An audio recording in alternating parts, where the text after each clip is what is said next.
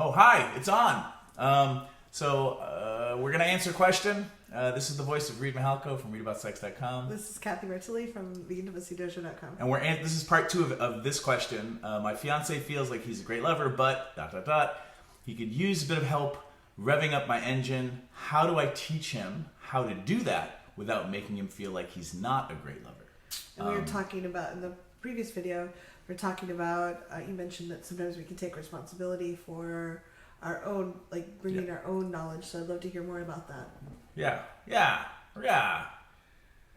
don't know what to say. What are you going to say? Well, part of that, I think, in the last video, we suggested taking some classes. Mm-hmm.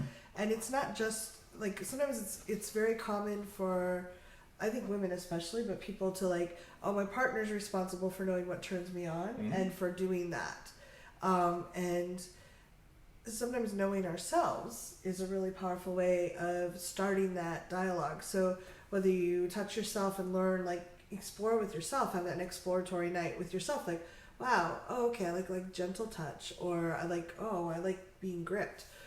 When we know what we like, what our body responds to in different moods, when we can articulate that, we can start helping our partners be rock stars, and we can start feeling better. But a lot of times I think we're like, oh, you're supposed to know. And I think there's a lot of societal pressure that if you really loved me, you'd know what I needed.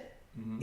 Even if I don't know, you're going to teach me. And I think that was a long time, because women would often come to marriage as virgins, and the man was supposed to have experience that they literally didn't know. There was no education. There was no... Yeah, and they weren't really even talking about the clit back then. Yeah, like it wasn't even in the medical journals at times. Yeah. But like, the more... We're not, thank God, in that time anymore, but there is that side of like, I'm supposed to be innocent and pure and not know anything. And that's, sorry, bullshit. Like, get a book, read, Google stuff. Why are you apologizing for saying bullshit? We swear on this channel all the time. Oh, we do. Fuck.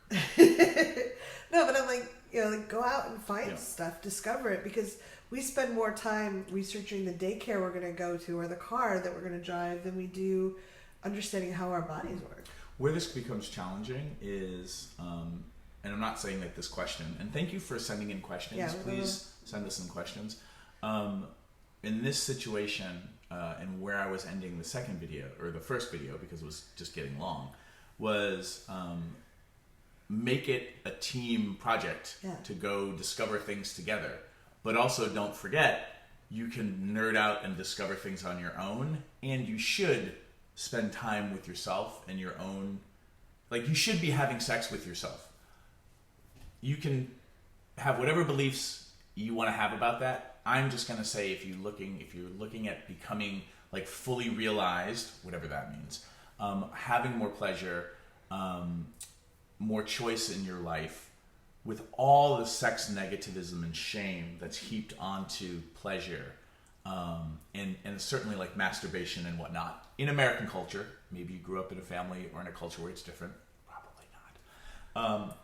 You taking some time to practice on yourself and just play, I think is just going to benefit you in all these other ways. Yeah. And doing things together when you have somebody, because not everybody has a partner, going on that adventure to discover the things that work for you individually and together as a couple.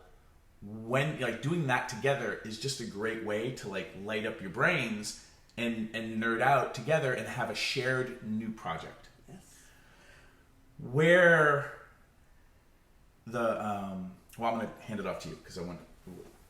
Well, I have some other thoughts, but like, I think knowing yourself, like being responsible for your own turn on and being responsible for how your body feels, is really powerful. I've read a number of books that talked about that. We're responsible for our own pleasure, our own experiences, and it's great if other people want to participate in that. But owning our own responsibility about that, reclaiming that knowledge or finding the knowledge, and then asking for what we want, which is another topic I'd like to come back to if you want to add anything to this. But I'd like to talk about actually using our words, because I think a lot of women especially are not good at, we're taught to always be wowed by what our partner does. Yeah. And I'm not going to say it's not just women, it's just people in general.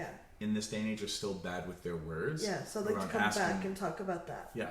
where I want to bring this video in for the landing is how you discover things for yourself. Just be mindful, because the trap is you start thinking you're doing more work on yourself than your partner, which means you're keeping tabs.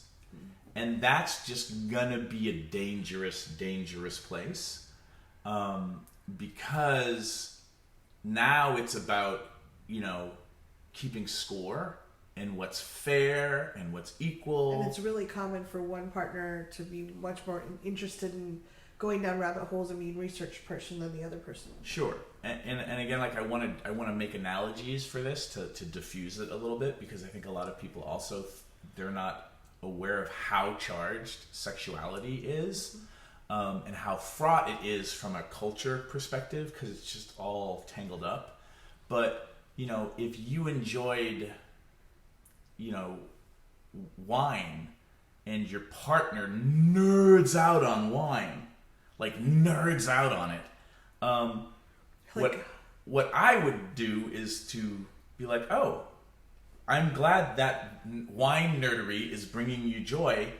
Bring me your best wine. Yeah, let me enjoy the final product and the research. Yeah, but if they're like, how come you won't go to all these wine tastings with me? Yeah. You're like, well, that's not my jam.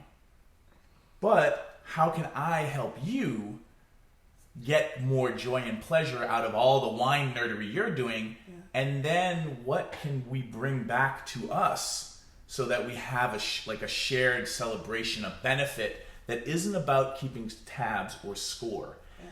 And this is going to be really tricky to try to apply this to sex, because there's all these little, landmines hidden everywhere, because we're so fucked up as a culture around sexuality. So that was the piece I wanted to drop in. Yeah. Go practice on your own. Try to do things together and do your best. Maybe you get a therapist. Maybe you hire a coach or something like that. Maybe you hire Cathy. Cathy's for hire.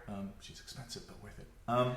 We both do coaching, but there's a number of really good coaches out there. Yeah, but how do you catch yourself when you're keeping score and bring that, have a conversation about that? So, because that's not, unless you're making a game out of keeping score, where that's fun, keeping score is the beginning of usually not a good situation. Yeah, and you can also call yourself out, hey, honey, I noticed I'm keeping score again. I just want to out myself. I masturbated 3 times this week, and I have no evidence that you've done it even once. What's wrong with you? You don't love me. May those be your problems. Yeah. All right, third video coming up.